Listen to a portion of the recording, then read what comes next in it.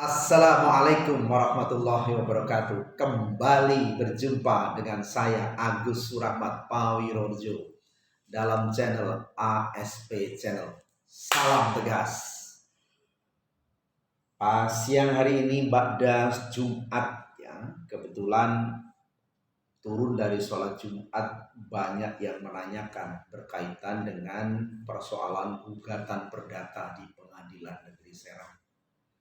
Sebetulnya perkara ini gugatan perdata yang penggugatnya adalah Ahmad Munji itu sudah ada dilansir dalam Detik News ya, dalam Detik News. Tapi sebelumnya saya terima kasih nih dapat oleh-oleh dari Samira,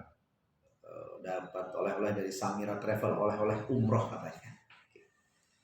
Ya, nah saya baca saja nanti sudah saya jelaskan. Dilansir dari Detik News, ini sebenarnya sudah tanggal 13 Kamis kemarin, tapi tidak apa-apa karena tadi turun dari masjid itu banyak yang menanyakan berkaitan dengan bagaimana proses pada saat persidangan di Pengadilan Negeri Serang. Ya.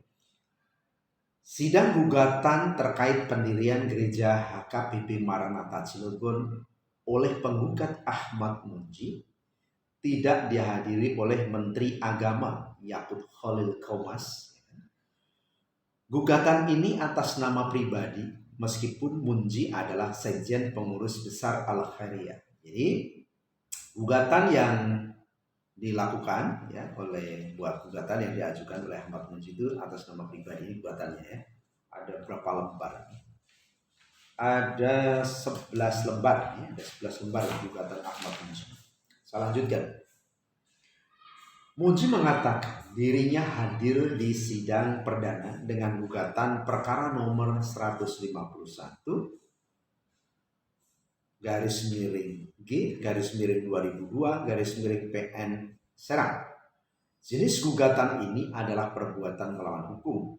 Tergugat adalah Menteri Agama Yakut, Wali Kota Cilegon, dan panitia pendirian gereja HKBP Maranatha Cilegon. Ini mungkin agak sedikit diluruskan karena tergugat utama atau tergugat satu itu adalah Menteri Agama Republik Indonesia. Ya. Kemudian tergugat dua, Huria Kristen Batak Protestan HKBP Maranatha Cilegon. Dan tergugat tiga adalah panitia pendirian tempat ibadah Huria Maranatha Cilegon. Jadi dalam pemberitaan ini Wali Kota Cilegon bukan sebagai tergugat, ya, tetapi sebagai turut tergugat. Wali Kota dalam hal ini itu sebagai turut tergugat. Ya. Wali Kota Cilegon turut tergugat satu, Wakil Wali Kota Cilegon turut tergugat dua. Ketua DPRD Kota Cilegon turut tergugat 3, ya. Wakil Ketua 1 DPRD Kota Cilegon turut tergugat 4, Wakil Ketua 2 DPRD Kota Cilegon turut tergugat 5, Kepala Kementerian Agama Cilegon turut tergugat 6, Lurah Kelurahan Grem turut tergugat 7, FKUB turut tergugat 8, Edi Aryati mantan Sekda Pemkot Cilegon turut tergugat 9. Ini apakah sebagai sekdanya atau sebagai pribadinya ya. Dan kemudian Haji Muhammad Nasir SH mantan Kepala Desa Grem, ini lagi juga sama, apakah digugatnya pada saat beliau sebagai lurah atau mohon maaf Kepala Desa Grem atau sebagai pribadinya. Oke, kita lanjutkan ya. Munji mengatakan dirinya hadir, tadi sudah dibaca. Tadi kita di ruangan sidang oleh majelis hakim dan panitia dikonfirmasi kelengkapan data dan identitas seluruh peserta sidang yang hadir, kata Munji pada wartawan di Serang. Beberapa berkas yang belum lengkap oleh majelis diminta dilengkapi, baik dari pihak penggugat, tergugat maupun pihak turut tergugat. Pada sidang itu kuasa hukum dari Wali Kota Cilegon, Wakil Wali Kota Cilegon, dan kuasa ketua dan wakil DPRD hadir, sementara mantan lurah dan turut tergugat yakni Edi Aryadi tidak hadir. Sidang perdana ditunda dikarenakan pihak tergugat satu Menteri Agama dan turut tergugat Edi Aryadi dan mantan lurah Grem Nasir tidak hadir, ujarnya. Oke. Kemudian sidang akan digelar kembali pada 3 November mendatang. Sebagai Sekjen Al-Khairiyah, Munji menyebut langkahnya didukung oleh pengurus besar dan ketua umum. Ya.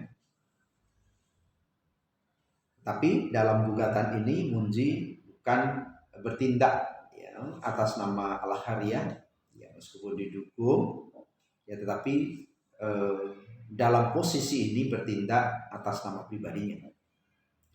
Sebelumnya saat mendaftarkan gugatan, Munji mengatakan polemik pendirian rumah ibadah agar terang di meja hijau. Munji menggugat secara perdata atas rencana pembangunan gereja. Maksud dilayangkan gugatan ke Pengadilan Negeri Serang itu antara lain, pertama, negara ini adalah negara hukum yang mengatur segala ketentuan dengan hukum dan perundang-undangan yang berlaku, dan tentunya segala ketentuan peraturan dan perundang-undangan yang berlaku itu berada di bawah norma-norma yang berlaku di masyarakat, katanya pada Jumat 16 September 2022 lalu. Munji berharap para pihak tergugat dan turut tergugat menahan diri. Dia mengatakan kehidupan antar umat beragama di Cilegon selama ini baik-baik saja. Masyarakat antar umat beragamanya saling toleran, hidup berdampingan dan damai, daripada memaksakan dibangun tempat ibadah, tapi sebagian besar masyarakatnya menolak, ujarnya. Baik. Betul, memang pada tanggal 13 itu sudah dilakukan sidang pertama. Secara kebetulan juga saya hadir dan saya sebagai kuasa hukum dari kantor hukum Agus Rahmat and Partner. Ya. Saya kebetulan juga diminta untuk menjadi kuasa dari FKUB Cilegon. Nah, pada sidang pertama itu memang kita mendapatkan konfirmasi bahwa kuasa hukum dari Kepala atau Menteri Agama Republik Indonesia sudah jalan, tetapi ada kendala kendaraan di tengah jalan sehingga tidak bisa hadir di pengadilan. Berikutnya juga tidak hadir mantan, saya sebut saja, mantan Sekda Kota Cilegon, Bapak Haji Dr. Andes Edi Aryadi MSI, ya, dan juga mantan Lurah Grem Bapak Haji Muhammad Nasir. Tetapi bukan hanya itu yang menjadikan sidang itu ditunda, karena memang juga bahwa hakim, ya, ketua hakim, ya, secara kebetulan juga ada kegiatan sehingga tidak dapat hadir di muka persidangan, sehingga majelis hakim hanya 2 orang, ya. Nah, tentu sebagai masyarakat yang peduli tentang hukum adalah merupakan hak yang dilakukan oleh warga negara. Dalam hal ini adalah rekan kita Munji, ya. Rekan kita Munji ya asal Cilegon yang melakukan gugatan terhadap gugat 1 Menteri Agama, tergugat 2 HKBP, dan yang ketiga adalah panitia pembangunan gereja.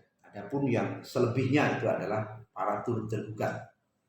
Nah, tentu ini satu langkah yang baik, ya. Tentu kami juga memberikan apresiasi.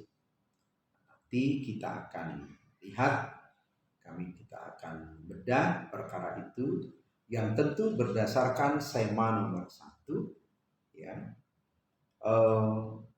Ada prosedur, ya, karena ini diundur 3 minggu ke depan dan nanti kita akan melakukan mediasi.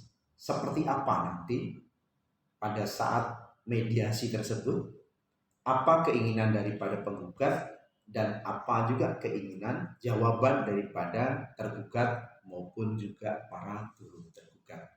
Nah, kita akan lihat nanti bersama-sama Tetapi yang jelas dalam dalam gugatan yang disampaikan itu adalah gugatan dugaan perbuatan melawan hukum. Ya, tentu penggugat sudah membuat satu dalil-dalil dan saya juga tidak akan membahas tentang bagaimana materi gugatan ini karena tidak elok kalau kita akan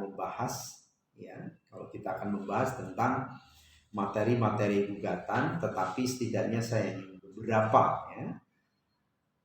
bacakan tentang dalam provisi ini khususnya.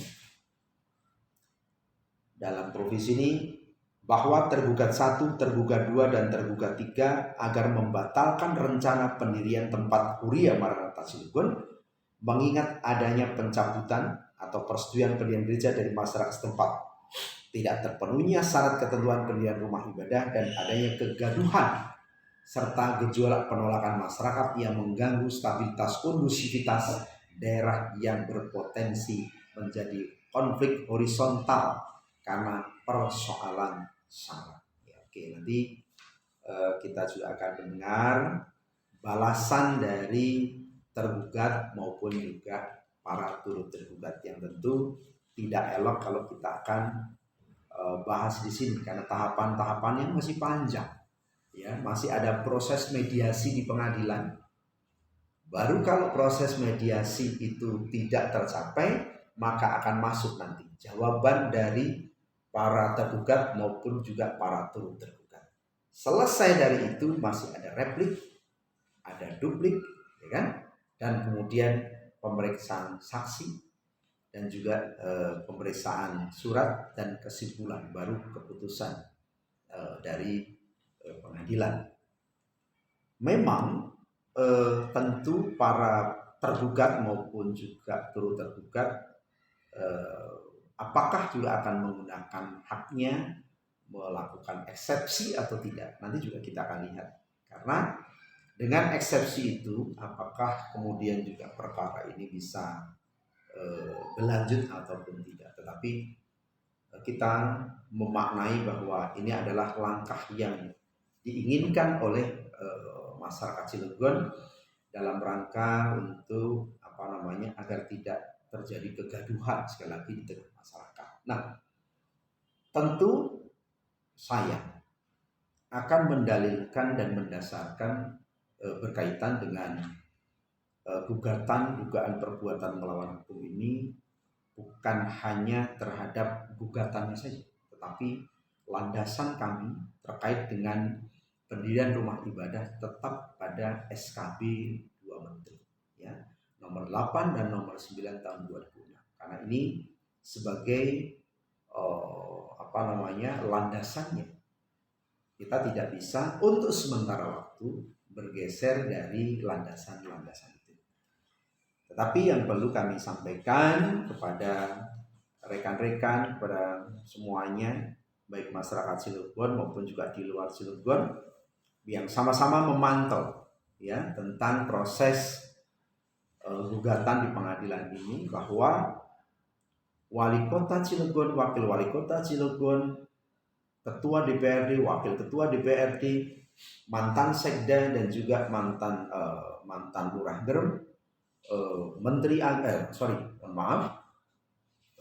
Kementerian Agama dan juga FKUP itu sebagai turut tergugat. Jadi bukan tergugat ya, karena tergugat pertama tadi sudah jelas. Oke. Itu sebagai informasi, dan kita harapkan masyarakat Cilegon agar bisa memahami dan semua bisa menahan diri bahwa serahkan semuanya itu kepada pengadilan, ya, dan masing-masing tentunya menggunakan kuasa hukum, baik dari tergugat 1 itu juga menggunakan kuasa hukum nampaknya, ataupun juga orang yang diutus untuk mewakili beliau, Menteri Agama. Yang kedua itu dari HKBP maupun juga panitia juga menggunakan kuasa hukum. Dari pemerintah daerah dalam hal ini Ketua DPRD Cilegon, Wakil Ketua DPRD, kemudian juga Wali Kota, Wakil Wali Kota menggunakan bantuan hukum dari Pemda. ya, dari FKUB sudah menggunakan juga kuasa hukum, kebetulan saya sendiri, ya, saya sendiri dari kantor hukum Agus Rahmat dan Pangdam. Dan tentu masih ada dari Pak Haji Muhammad Nasir maupun juga yang lain. Ya. Kita akan lanjutkan nanti setelah sidang yang kedua. Ya. Demikian, terima kasih. Assalamualaikum warahmatullahi wabarakatuh. Salam tegas.